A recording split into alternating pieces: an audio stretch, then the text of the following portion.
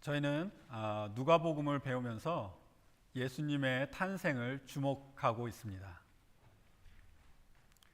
누가복음 첫 번째 설교 때는 누가복음과 사도행전을 기록한 누가가 어떤 사람인가를 저희가 배웠어요. 누가는 역사 저술가이면서도 신학자이며 또 목회자였던 것을 저희가 배웠습니다. 두 번째 설교에는 이 400년의 영적 암흑이 가득한 시대 속에서 이 의로운 부부였던 사가랴와 엘리사벳에게 찾아온 천사 가브리엘에 대한 이야기를 저희가 배웠습니다. 그 이야기는 하나님의 400년간의 침묵하심을 깨는 그런 기쁜 소식의 이야기였습니다. 사가랴와 엘리사벳의 자녀가 없는 슬픔을 들으시고 그들의 기도를 통하여 하나님의 크고 놀라우신 구원의 계획의 역사를 시작하시는 그 이야기를 저희가 들었습니다. 세 번째 설교는 마리아에게 찾아온 천사 가브리엘의 이야기를 들으면서 하나님의 주권적인 선택과 하나님의 능력과 성령님의 역사하심과 또 마리아의 믿음을 보았습니다. 네 번째 설교에는 마리아와 엘리사벳의 만남 속에서 믿음으로 준비되어가는 마리아를 저희가 보았어요. 오늘 본문은 예수님의 길을 예비하기 위하여 선택된 세례 요한의 태어난 이야기입니다. 누가가 예수님의 출생과 요한의 출생을 이렇게 나란히 함께 기록하면서 저에게 무엇을 보여주기를 원하는지 여러분들 한번 생각해 보셨으면 좋겠습니다. 자, 오늘 말씀을 여러분들에게 읽어드리도록 하겠습니다.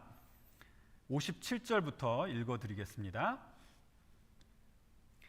엘리사벳이 해산할 기한이 차서 아들을 낳으니 이웃과 친족이 주께서 그를 크게 긍휼히 여기심을 듣고 함께 즐거워하더라.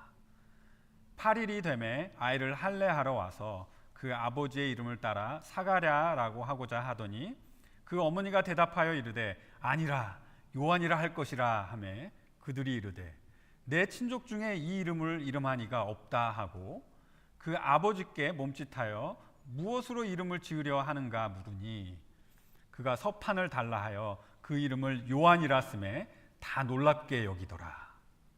이에 그 입이 곧 열리고 혀가 풀리며 말을 하여 하나님을 찬송하니 그 근처에 사는 자가 다 두려워하고 이 모든 말이 온 유대 산골에 두루 퍼짐에 듣는 사람이 다 이 말을 마음에 두며 이르되 이 아이가 장차 어찌 될까 하니 이는 주의 손이 그와 함께 하심이로라. 아멘. 오늘 말씀은 이 요한의 출산 과정 속에서 일어난 기적과 같은 일들을 누가가 기록하고 있어요. 이 모든 것은 하나님께서 계획하신 일이었습니다.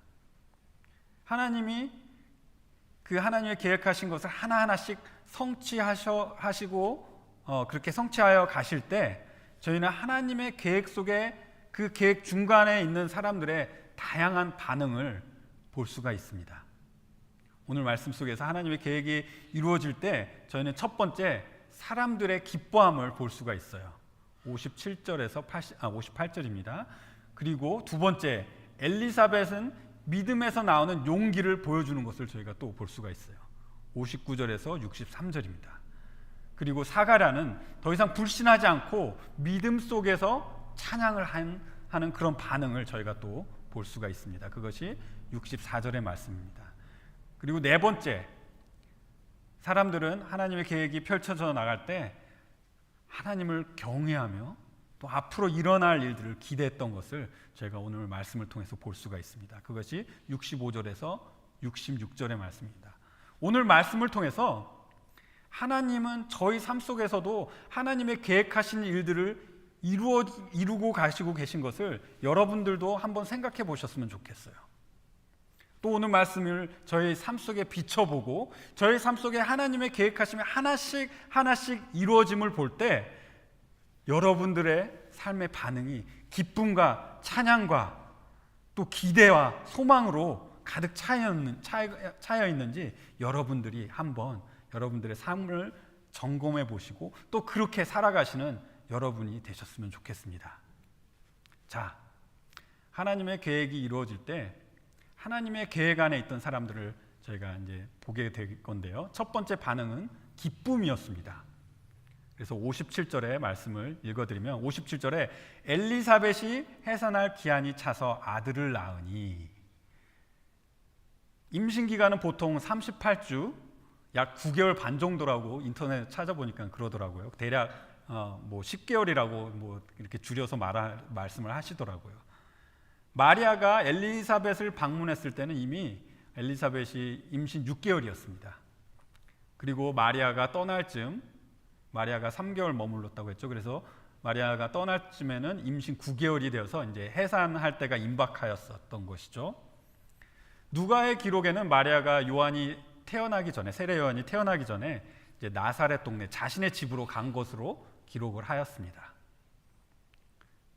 엘리사벳과 함께했던 3개월, 하나님께서 내려주신 그 기적의 생명을 몸에 지녔던 이 두 여인의 교제 속에서 아마 마리아는 메시아를 맞을 그 마음의 준비가 아마 단단히 되었을 거예요. 그리고는 이제 홀로 나사렛 자신의 동네로 돌아가서 사람들이 어떤 시선으로 자신을 바라보아도 상관없고 무슨 말을 해도 상관없이 하나님의 뜻, 하나님의 계획하심을 믿고 아마 기다렸을 거예요. 자, 그리고 남겨진 엘리사벳은 이제 출산을 하게 됩니다. 늙은 나이에 임신한 것도 기적이었지만 아이가 아무 탈 없이 건강하게 태어난 것 또한 하나님의 보호하심이었어요. 엘리사벳의 삶을 저희가 잠깐 기억해 보면 엘리사벳은 의로운 여인이었습니다. 하지만 수년간 아이가 없어서 슬퍼하였어요. 그것이 그 여인에게는 큰 상처였을 것입니다. 하지만 하나님께서 은혜를 베푸셔서 그 태의 문을 여시고 임신을 하게 하셨습니다. 10개월의 임신의 수고와 뼈가 틀어지고 살이 찢어지는 그 출산의 고통을 겪고 이제는 아이를 낳았습니다. 갓난아이의 울음소리를 들었을 때, 또 그 아이를 품에 안았을 때 수년간의 슬픔과 상처와 수고와 고통 모두 다 싹 사라지고 말로 표현할 수 없는 기쁨을 맞이하였을 것입니다. 그 옆에 아무 말도 하지 못하는 사가랴도 아마 아무 말 없이 미소와 그냥 눈물로 기쁨을 표현하지 않았을까 상상하게 됩니다. 저는 세월이 지나갈수록 저희 아이들을 성장하는 과정을 자꾸 막 잊혀지고 가물가물해져서 참 슬플 때가 있습니다. 그런데 세월이 가도 잊혀지지 않는 것은 저희 아이들이 태어났을 때 느꼈던 그 감격은 절대로 잊혀지지 않아요. 옆에서 고생하는 아내를 보면서 저는 아무것도 하지 않았지만 거의 무용지물처럼 죽을 고생하는 아내 옆에서 서 있었지만 그 아이의 울음소리가 들릴 때 제 눈에서 이 뜨거운 눈물이 저절로 이렇게 흘러내렸던 기억이 납니다. 사가랴가 얼마나 기뻤을까 상상해 보게 되는 거죠. 그렇게 바라던 자식을 보았을 때 얼마나 큰 감격과 기쁨이 있었을까. 그 기쁨은 그런데 이 두 사람의 기쁨만이 아니었어요. 이 엄마 아빠만의 기쁨이 아니라 58절에 이웃과 친족이 주께서 그를 크게 긍휼히 여기심을 듣고 함께 즐거워하더라 라고 말하면서 이 아이가 태어남은 그 마을 전체 경사였습니다. 이웃들이 모두 기뻐하고 친족들도 모두 기뻐하는 것을 보았을 때 제가 생각하는 것은 사가랴와 엘리사벳이 얼마나 의롭게 살았던 사람인가를 이제 잘 보여주고 있다는 것을 느끼게 되는 거죠. 하나님께서 이 부부를 긍휼히 여겨주심을 마치 자신들의 즐거움으로 생각하고 모두가 즐거워해 주었어요. 기뻐해 주었어요. 하지만 이 모든 즐거움까지도 하나님 계획 안에 있었던 것이었죠. 10개월 전에 있었던 일을 저희가 다시 한번 기억해 보면 천사가 사가랴에게 전해준 모든 일이 하나하나씩 성취되고 있었습니다. 1장 13절로 돌아가서 말씀을 보면 그들의 간구함을 하나님께서 들으셔서 이 부부 사이에 이 아이가 생겼습니다. 그래서 10개월이란 설레임과 기다림 끝에 아들이 태어났고 14절을 여러분들이 보시면 너도 기뻐하고, 이제 사가랴한테 말하는 거죠. 너도 기뻐하고 즐거워할 것이요 많은 사람들도 그의 태어남을 기뻐하리니 라고 말씀하시면서 천사가 말했던 것처럼 모두가 이 아이로 인하여 기뻐하고 즐거워하였습니다. 하나님의 계획 안에서 다들 즐거워하고 있는 거예요. 천사는 이 아이가 어떻게 구별되어 살아갈 것인지, 또 이 아이의 인생의 목적이 무엇인지까지도 다 말해 주었는데, 이 아이의 탄생은 그렇게 이 아이의 인생을 계획하신 하나님의 계획이 성취되는 그 시작점이었던 것이에요. 이 아이가 어떠한 아이가 될지 이웃들이나 친족들은 아무도 알지 못했습니다. 단지 이 의로운 부부가 하나님의 불쌍히 여기심을 받는 것이 그냥 함께 기뻐할 일로만 그렇게 생각했을 것이에요. 여러분, 저는 오늘 이 말씀 속에서 보여지는 이 사람들의 반응을 복음적으로 저희 삶에 한번 적용해 보았으면 좋겠어요. 저희 인생 속에는 다양한 하나님의 계획이 있으십니다. 하지만 예수님을 믿는 저희들은 다 동일하게 공유하고 있는 하나님의 계획이 하나가 있다면 그것은 하나님의 구원의 계획입니다. 하나님께서 저희를 구원해 주시기 위해 창세전부터 계획하신 것이고, 하나님은 저희가 하나님의 구원의 계획 속에 있다는 것을 확신시켜 주십니다. 오늘 말씀을 저희 삶에 비춰보았을 때 저희가 하나님 계획 속에 있다는 것을 확신할 수 있는 첫 번째 증거는 저희가 하나님의 계획 속에 있을 때 이 세상이 줄 수 없는 기쁨을 가지고 있기 때문이에요. 천사가 사가랴에게 말했던 것처럼 하나님의 계획이 이루어질 때 기뻐하고 즐거워할 것이라고 했던 것처럼 저희 인생 속에 하나님의 구원의 계획이 시작되는 것을 저희가 바라볼 때 저희는 기뻐할 수밖에 없는 것입니다. 예수님께서 요한복음 16장 22절에 제자들에게 이런 말씀을 하셨어요. 예수님께서 모든 것을 다 이루셨을 때, 십자가에서 모든 것을 다 이루셨을 때 저희 기쁨을 빼앗을 자가 없다고 요한복음 16장 22절에 그렇게 말씀하셨어요. 또 예수님께서 요한복음 17장에서는 제자들을 위하여 기도하셨을 때 12절에 이렇게 말씀하셨어요. 하나님 아버지께서 예수님께 주신 사람들을 하나도 잃지 않게 지켜주셨다고 예수님께서 그렇게 감사 기도하시면서 13절에 이제 예수님께서 아버지께로 돌아가실 때 예수님의 기쁨이 믿는 저희들 속에 충만하게 하신다고 그렇게 기도하셨어요. 이 말씀을 괜히 하신 말씀이 아니에요. 저희가 구원을 받을 때 저희 삶 속에 드러나는 것이기 때문에 말씀하신 거예요. 저희를 영원한 형벌, 하나님의 무서운 진노, 영원한 고통 있는 그 지옥의 형벌에서 구원해 주시기 위해 예수님은 그 고통과 그 수치를 다 당하시면서 십자가에서 저희를 대신해서 죽으셨습니다. 예수님의 자신의 피값으로 저희의 죄값을 치러 주셨습니다.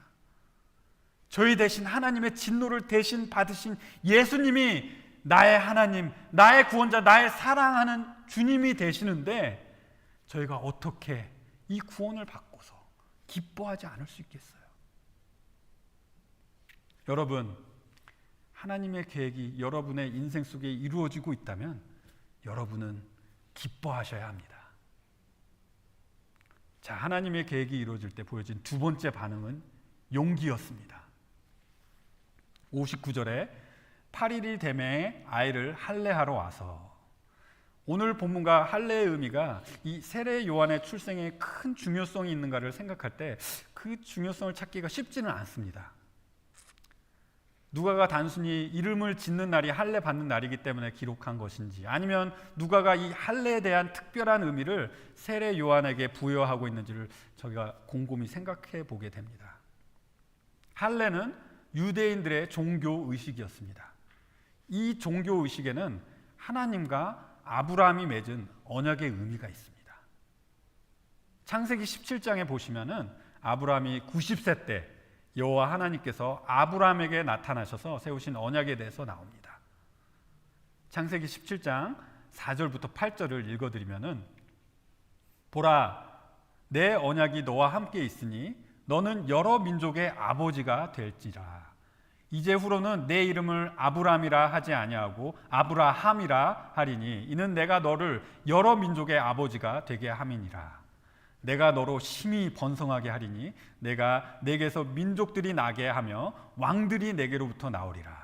내가 내 언약을 나와 너 및 내 대대 후손 사이에 세워서 영원한 언약을 삼고 너와 내 후손의 하나님이 되리라. 내가 너와 내 후손에게 내가 거류하는 이 땅, 곧 가나안 온 땅을 주어 영원한 기업이 되게 하고 나는 그들의 하나님이 되리라. 하나님이 또 아브라함에게 이르시되 그런즉 너는 내 언약을 지키고 내 후손도 대대로 지키라. 하나님께서 아브라함을 여러 민족의 아버지가 되게 하시고 그 민족들 속에서 왕들을 나오게 하시고 하나님께서 영원한 유업으로 약속하신 땅에서 아브라함의 후손들이 번성하게 그렇게 하시고 하나님께서 그들의 하나님이 되시겠다고 하신 이 약속의 증표로 10절에 너희 중 남자는 다 할례를 받으라. 이것이 나와 너희와 너희 후손 사이에 지킬 내 언약이니라. 너희는 포피를 베어라. 이것이 나와 너희 사이의 언약의 표징이니라. 너희는 대대로 모든 남자는 집에서 난 자나 또 너의 자손이 아니라 이방 사람에게서 돈으로 산 자를 막론하고 난 지 8일 만에 할례를 받을 것이라. 너희 집에서 난 자든지 너희 돈으로 산 자든지 할례를 받아야 하리니 이에 내 언약이 너희 살에 있어 영원한 언약이 되려니와 할례를 받지 아니하는 남자 곧 그 포피를 베지 아니한 자는 백성 중에서 끊어지리니 그가 내 언약을 배반하였음이니라. 라고 이렇게 말씀하시면서 이렇게 할례는 하나님께서 이스라엘 백성에게 명하신 약속의 너무나도 중요한 표징이었습니다. 그래서 하나님의 백성 속에 속해 있으려면 꼭 지켜야 되는 그런 중요한 예식이었던 것이죠. 할례의 의미를 아는 사람들에게는 이 아이가 할례를 받았다는 것은 이 아이가 하나님의 약속 아래에 있다는 것을 아마 머릿속에 상기시켜 줬을 거예요. 할례를 통하여 하나님의 백성이라는 약속을 몸에 지닌다는 것은 이 세례 요한과 연관시켜 생각할 때 아마 세례 요한이 유대인됨을 그 정통성을 이방인 된 누가가 알려주려고 그렇게 쓰지 않았나 이제 생각이 되는 것이죠. 어쨌든지 할례 받는 이날에 이 아이의 이름을 짓는 날이 겹쳤습니다.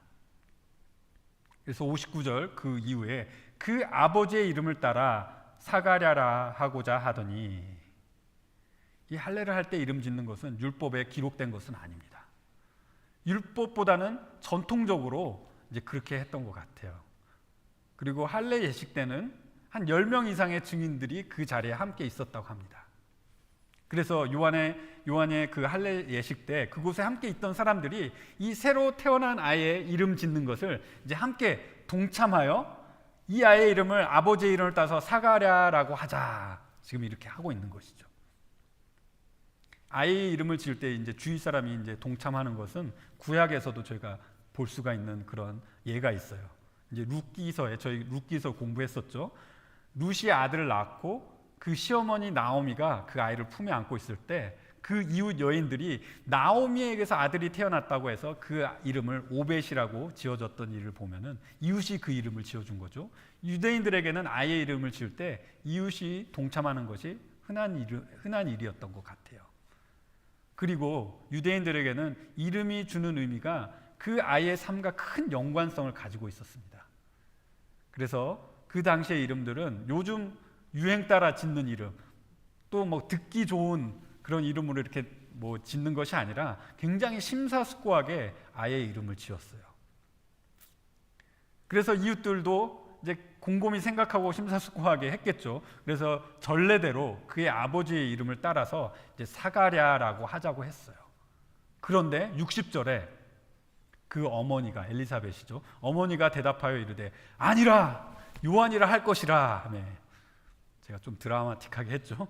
여기서 근데 아니라라는 단어는 그냥 아니요 그런 이렇게 약한 의미의 단어가 아니라 아주 이 단호한 그런 표현이에요. 마치 거기에 모인 사람들이 함께 기뻐하고 함께 즐거워하고 이렇게 해서 이름을 짓자 막 이렇게 웃고 떠들고 있는데 안 돼요 안 돼요 라고 하면서 분위기를 조용히 시키는, 마치 찬물을 끼얹는 그런 느낌을 주는 안 돼요 안 돼요 라는 말입니다. 그리고 엘리사벳은 이 아이의 이름을 요한이라고 하자고 합니다. 요한의 이름은 히브리어식 이름이에요. 하나님의 이름 야훼, 그리고 은혜를 의미하는 하난이 합쳐져서 요하난이라는 이름이 된 거죠. 그래서 하나님의 의미를 의미합니다. 하나님의 은혜를 의미합니다. 앞에 저희가 이제 13절로 다시 돌아가서 천사가 사가랴에게 했던 말을 다시 한번 보면은, 요한이라는 이름은 하나님께서 이 아이에게 직접 지어주신 이름이었습니다. 하나님의 은혜, 구원자 되신 예수님의 길을 예비하는 그 인생, 그 사람에게 딱 걸맞는 이름이 아닐까 이제 생각이 되기도 하고요. 또 아이를 갖지 못했던 부부에게 내려주신 하나님의 은혜를 생각하기도 합니다. 그런데 엘리사벳이 이 이름을 어떻게 알았느냐 하는 것은 이제 저희가 생각해 보았을 때, 사가랴가 지금 말을 하지는 못해도 분명히 그날 천사와 말했던 모든 대화의 내용을, 그 성전에 있었던 모든 내용을 엘리사벳에게 아마 글로 알렸을 것이라고 저는 생각을 해요. 그래서 엘리사벳은 하나님께서 정해주신 이 아이의 이름을 알았던 것이죠. 그리고 하나님께서 정하신 것을 순종하는 마음으로 용기를 내어서 말했던 거예요. 아니요 아니요 요한이라고 해야 돼요. 그렇게 했을 때 61절에 사람들이 이렇게 말해요. 그들이 이르되 내 친족 중에 이 이름을 이름한 이가 없다 하고, 그 자리에 있던 사람들은 이 이름을 이상하게 여겼습니다. 요한이란 이름은 흔한 이름이었지만 친족의 이름을 따서 이름을 짓지 않는 것이 이상했던 것이죠. 한국 전례 같으면 옛날 어르신들이 아이들 이름 지을 때 돌림자를 쓰게 하셨잖아요. 이제 족보 이제 학렬을 따져가면서 돌림자를 사용하지 않으면 막 노발대발하셨던 그런 느낌이 아니었을까 이제 상상이 되는 것이죠. 그리고 그 시대 때는 여인들이 결정권이 많지가 않았어요. 그런데 갑자기 엘리사벳 여인이 이렇게 단호하게 안 돼요, 이 아이의 이름은 요한이라고 해야 해요 했을 때 다들 어머 이 아주머니 왜 이러실까 하며 이상하게 여길 수밖에 없었던 것이죠. 그래서 당연히 그 집의 가장에게 의사를 물어야 했었겠죠. 그래서 62절에 그의 아버지께 몸짓을 하여 무엇으로 이름을 지으려 하는가 물으니 그가 서판을 달라 하여 그 이름을 요한이라 쓰매 다 놀랍게 여기더라. 이 사가랴는 단순히 말을 못하는 것이 아니라 듣지도 못했습니다. 그래서 주위 사람들이 말도 못하고 듣지도 못하는 사가랴에게 몸짓을 막 하면서 이제 소통을 한 것이죠. 그래서 막 아이 이름이 뭐라고 해야 하냐고 이제 손짓 발짓을 해서 이제 이 사가랴에게 물었는데, 그래서 이제 사가랴도 손짓 발짓으로 이제 글로 쓸 수 있는 서판을 달라고 이제 했습니다. 그 당시에 이제 종이가 없었던 시대에 서판은 도대체 뭘로 만들어졌을까 이제 제가 이제 호기심이 나서 한번 인터넷에서 이제 찾아봤는데, 그 서판이 그 당시에는 이 왁스로 됐다고 하네요. 그래서 왁스 위에다 이제 굳어진 왁스 위에다 글을 쓰고 또 이제 그 굳어진 왁스를 이렇게 문질러서 다시 평평하게 만들어서 또 쓰고 또 쓰고 했던 그런 서판이라고 하네요. 그래서 이제 말 못하는 사가랴가 그 서판 위에 요한이라고 이름을 썼던 것이죠. 10개월간 말도 못하고 듣지도 못했던 사가랴가 엘리사벳이 말한 요한이라는 이름을 서판에 써서 동의했을 때 사람들은 너무 놀랐습니다. 엘리사벳과 사가랴는 이 아이가 하나님께서 특별하게 자신들에게 주셨고 하나님의 천사를 통해서 말씀하신 모든 것이 다 이루어질 것을 이제는 이 두 부부가 완전히 믿고 있었습니다. 그렇기 때문에 이 아이에게 하나님께서 직접 지어주신 이름 요한이라는 이 이름으로 이 아이를 부르는 것은 그냥 옵션이 아니라 꼭 순종해야 할 명령이었던 것이죠. 여러분, 다시 이 말씀을 복음적으로 저희 삶에 적용해 보면 하나님의 계획하심이 이루어지는 것을 경험하는 사람들에게는 하나님을 순종하는 용기가 생기게 됩니다. 엘리사벳을 보세요. 엘리사벳은 아마도 남편에게 글로 모든 것을 들어서 알았었겠지만, 하지만 엘리사벳은 하나님의 기적을 몸으로 체험한 여인으로서 그 체험 속에서 너무나도 강한 믿음이 생긴 거예요. 그렇기 때문에 하나님의 말씀이 틀리다고 절대로 할 수가 없는 거예요. 너무나도 확실했기 때문에 용기를 내어서 여인으로서, 어쩌면 이름 짓는데 아무런 권한이 없을지도 모르는 그 시대의 여인으로서 그것도 과감하게, 그리고 단호하게 아니요, 아니요, 이 아이는 누가 뭐라고 해도 요한이라고 할 것입니다 라고 했던 것이에요.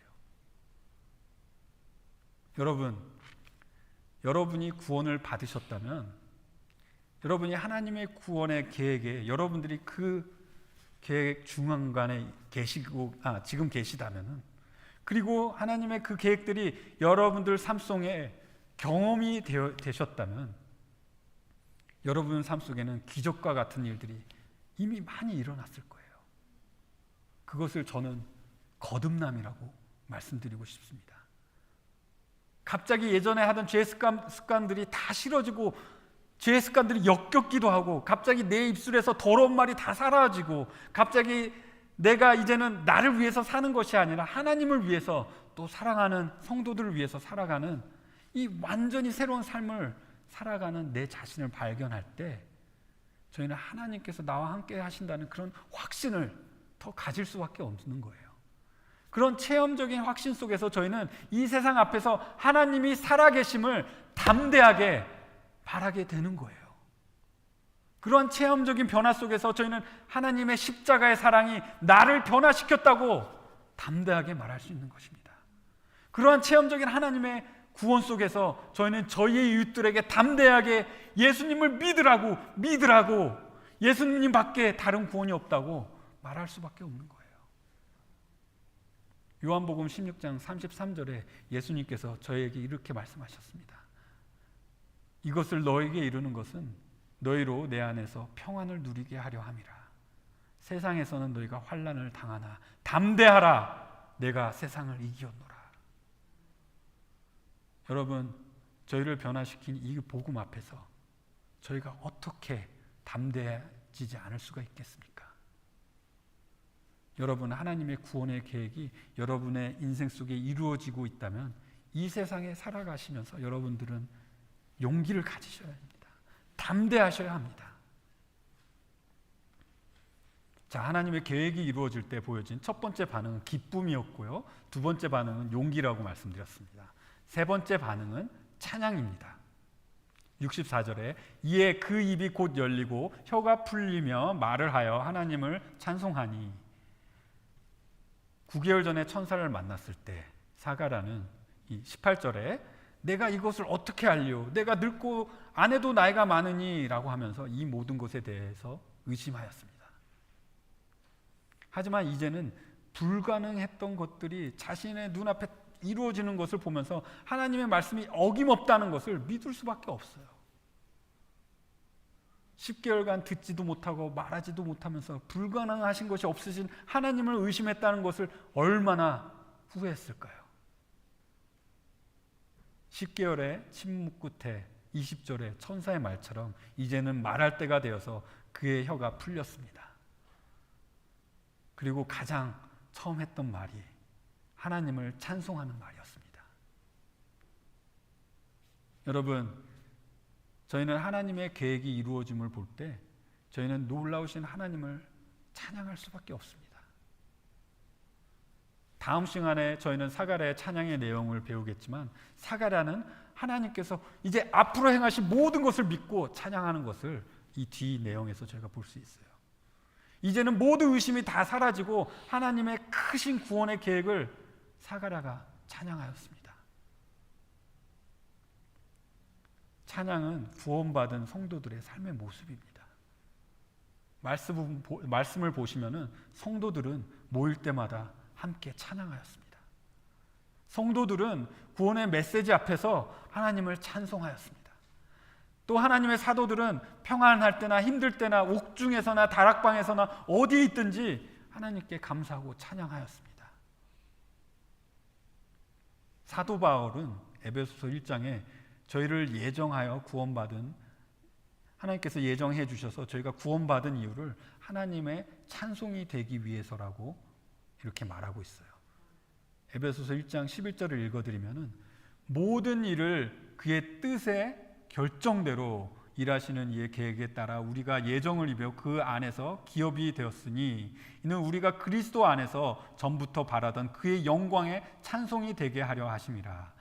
그 안에서 너희도 진리의 말씀 곧 너희의 구원의 복음을 듣고 그 안에서 또한 믿어 약속의 성령으로 인치심을 받았으니 이는 우리의 기업의 보증이 되사 그 얻으신 것을 속량하시고 그의 영광을 찬송하게 하려 하심이라.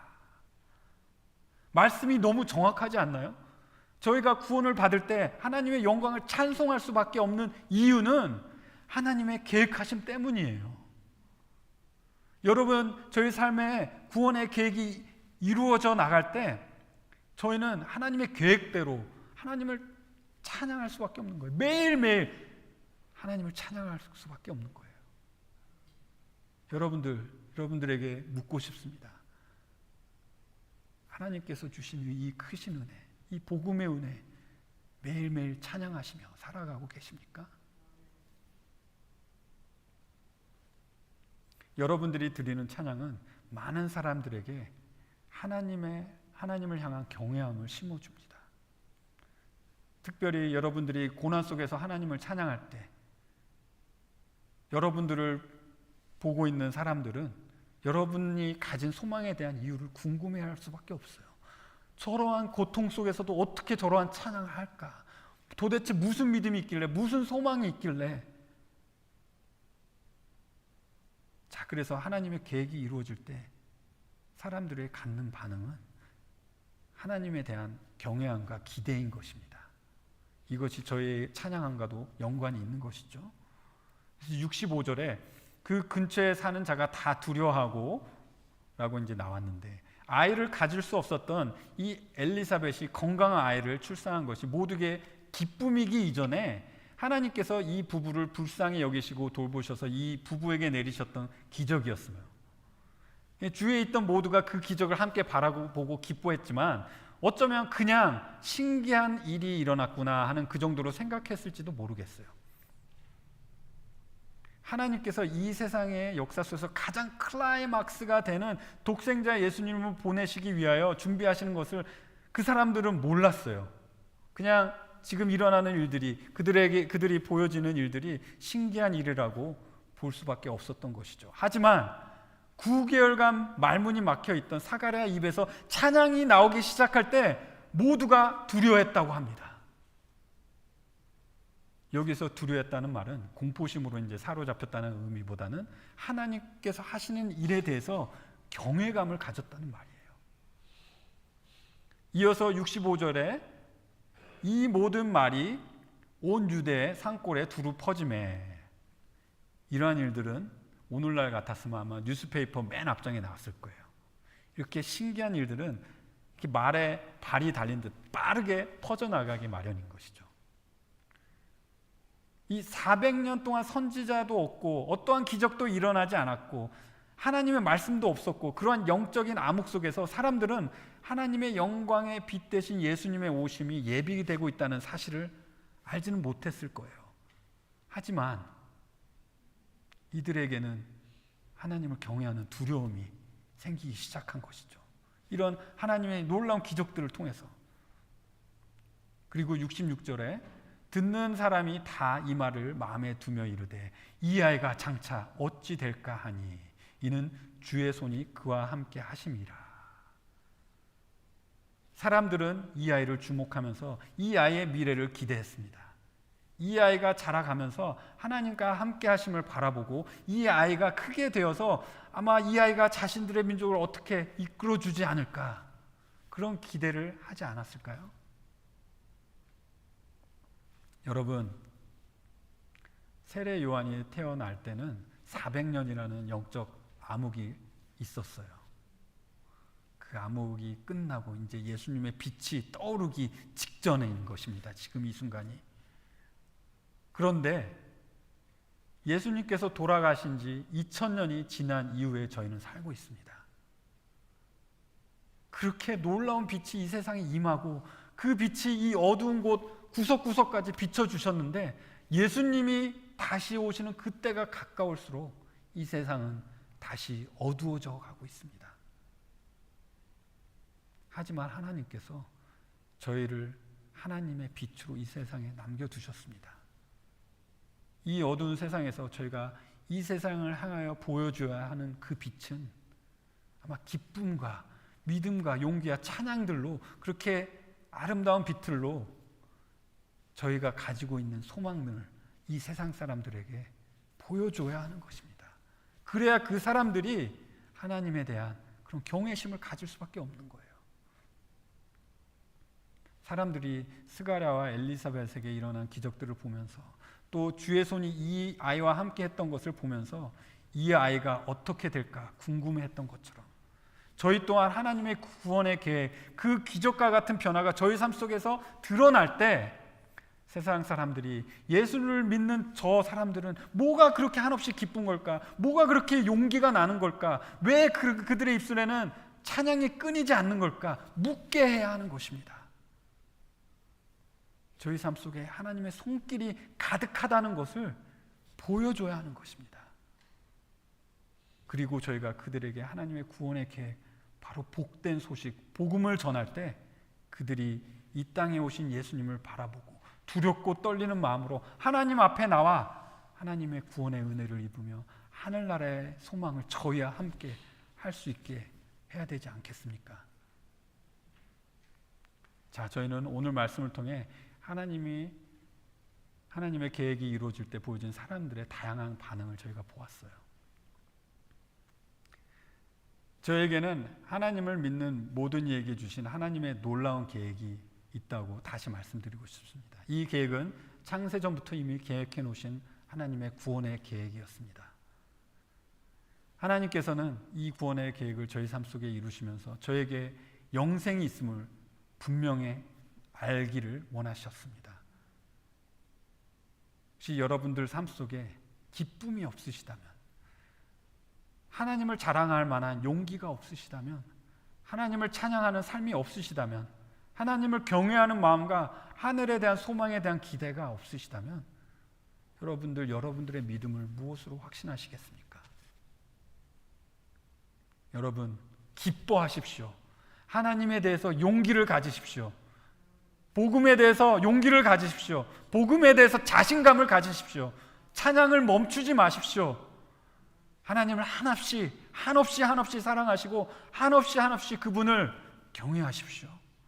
그리고 하늘나라의 소망을 끝없이 소망하고 기다리십시오. 저희 모두가 다 이렇게 되기를 바라고 기도합니다. 마치겠습니다. 하나님 아버지, 오늘 말씀 속에서 요한의 출생을 통해서 사람들에게 비춰진 그런 반응들을 보았습니다. 하나님께서 놀라운 하나님의 그 기적과 같은 계획들을 펼쳐나가실 때 저희는 기뻐할 수밖에 없고, 저희는 놀라워할 수밖에 없고, 기대할 수밖에 없고, 하나님을 찬양할 수밖에 없는 사람들인 것을 다시 한번 하나님께 고백드립니다. 하나님 아버지, 저에게 하나님의 구원의 계획을 허락하여 주심을 감사드립니다. 주님, 저희가 받은 이 구원의 계획이 얼마나 귀하고 소중하고 저에게는 저희 삶의 모든 것인 것을 주님께 다시 한번 저희 입으로 고백드리기 원합니다. 하나님 아버지, 주님께서 주신 이 구원의 기쁨과 이 놀라운 주님의 그 은혜를 저희가 매일매일 잊지 않게 하여 주시고 매일매일 찬양하게 하여 주시며 주님을 따라 살아가는 주님의 사람들이 될 수 있도록 저희 모두를 축복하여 주시옵소서. 감사드리며 이 모든 것을 예수님의 귀하신 이름으로 기도드렸습니다.